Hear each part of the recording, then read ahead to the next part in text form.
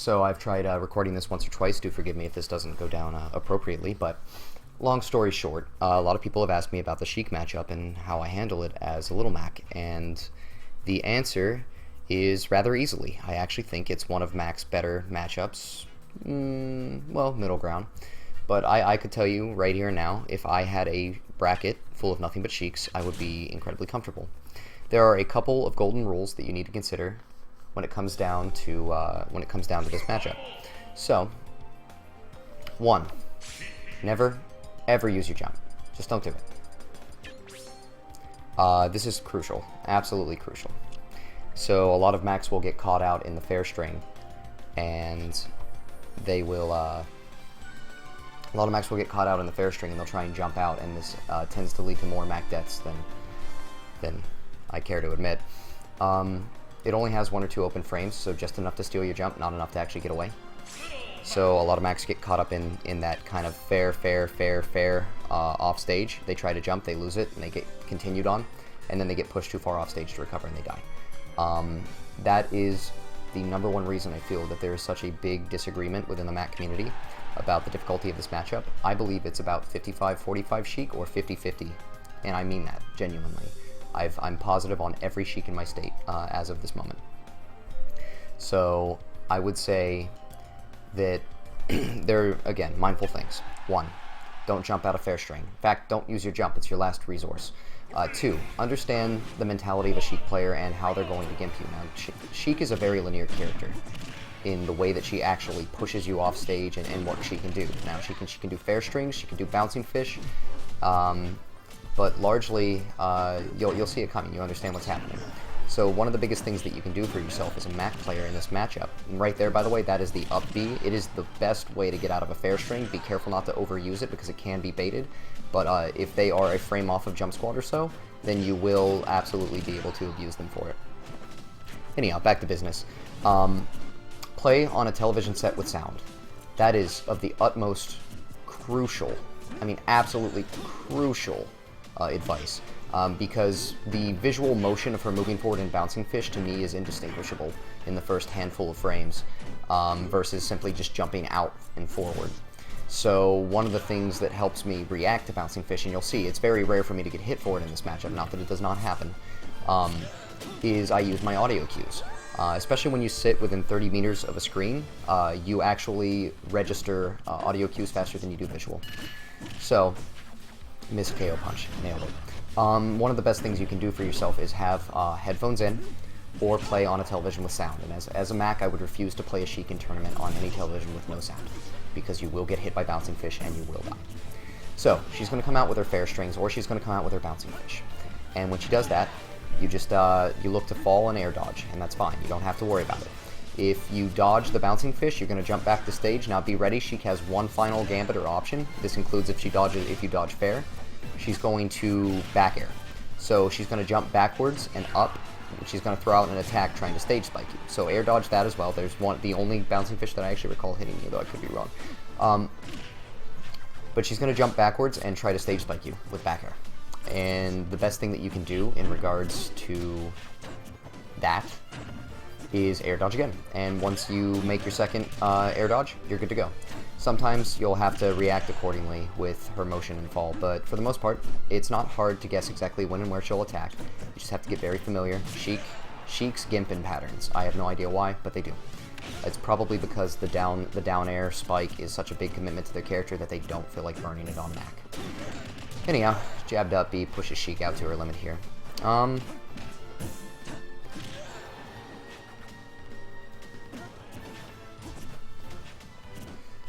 Alright. So I kind of wanted to cover some of those basics before I got in under it. Another interesting factoid for all you Macs out there, your perfect pivot up tilt beats out Sheik's fair. And that is very important.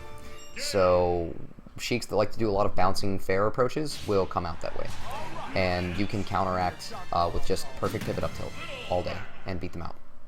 A little bit of back pain there, that's what that neck bump's for there.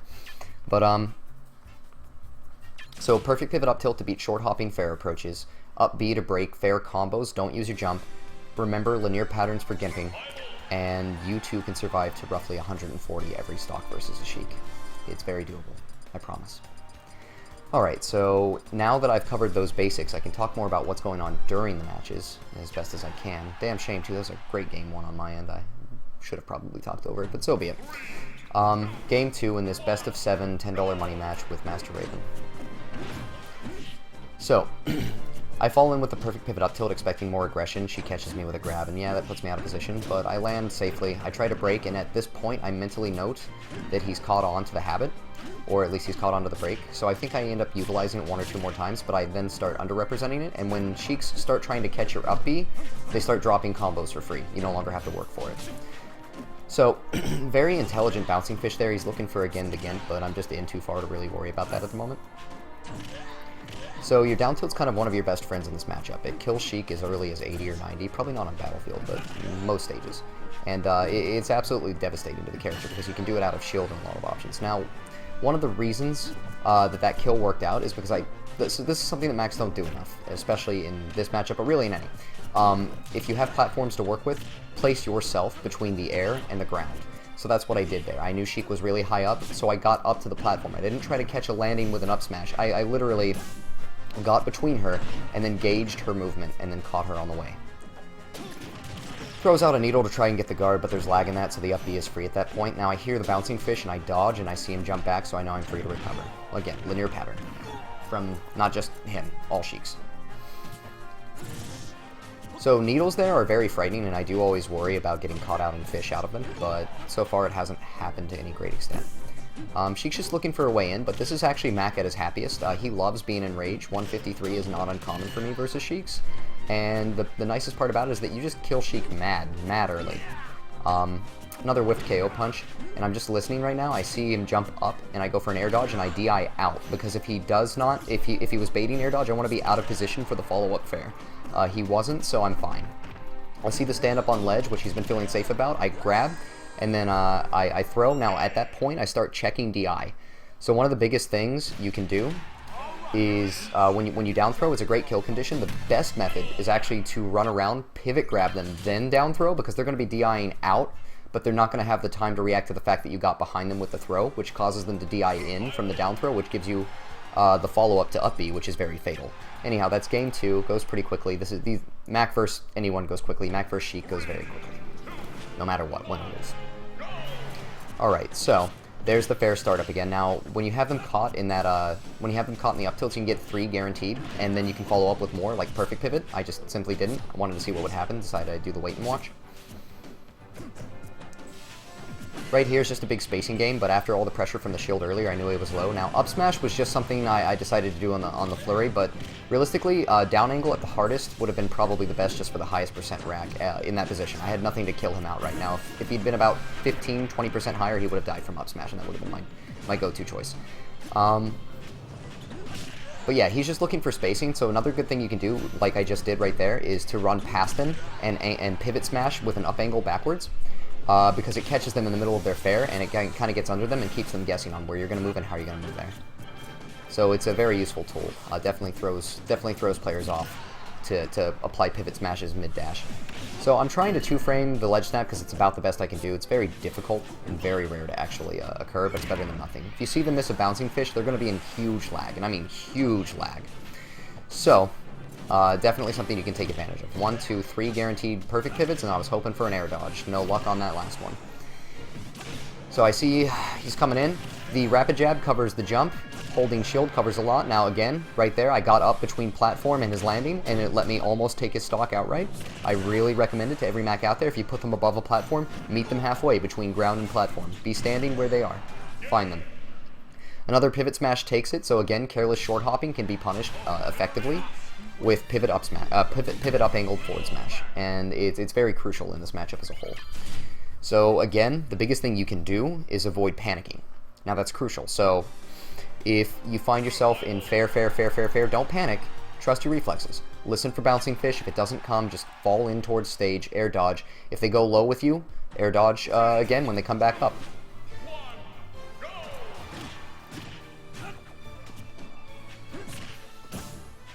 Right there was actually a bad opportunity on my end. I should have down angled, not straight forward smashed, because I knew that he would be able to land, and I wanted to punish the shield and create more of a pressure situation. By removing the shield from the equation, you force them to either go aggro or just simply avoid you, especially if you have the percent lead. This is invaluable. I hear the bouncing fish, it misses again. This should be a recurring theme in your matchups versus this character. Listen for bouncing fish. You need audio. But as long as you hear it, you'll never get hit by it. You see what I mean? Like, it's absolutely not a threat. Bouncing fish is easy as hell to dodge. Outside of the guaranteed follow-up combos, of course, naturally.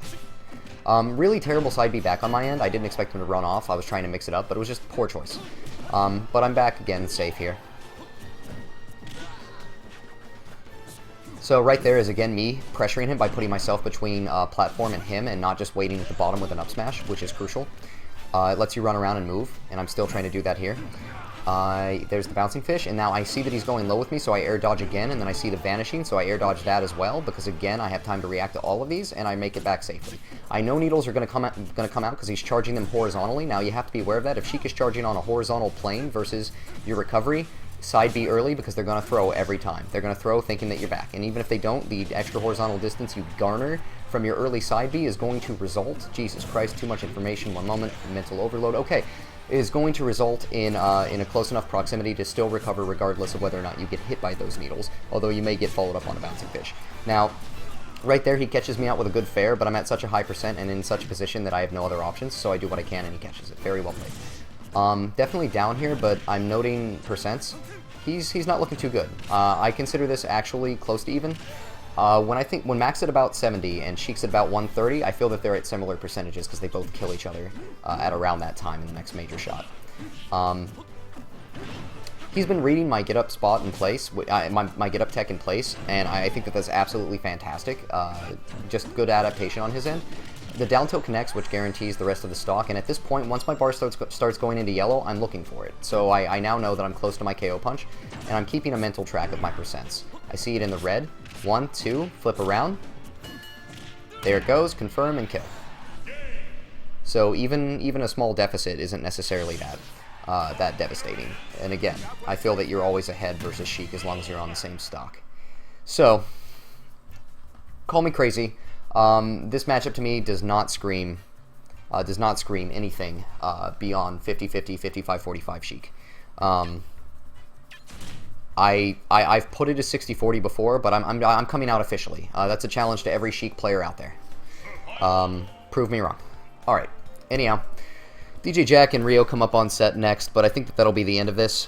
I just want to say thank you so much for tuning in to this channel and giving it a check. Also, this happened at Tampa Never Sleeps, so credit goes out to MVG League as well for streaming this tournament, and I want to thank my own sponsor, Noble, for helping me in regards to my tournament life, and I hope you all enjoy this constructive analysis on the Sheik versus Mac matchup. I actually need more time to discuss all of the nuances of this matchup, and I will take it next time. Once I get editing software, I'll make a full 30-minute video dedicated to it. So, later.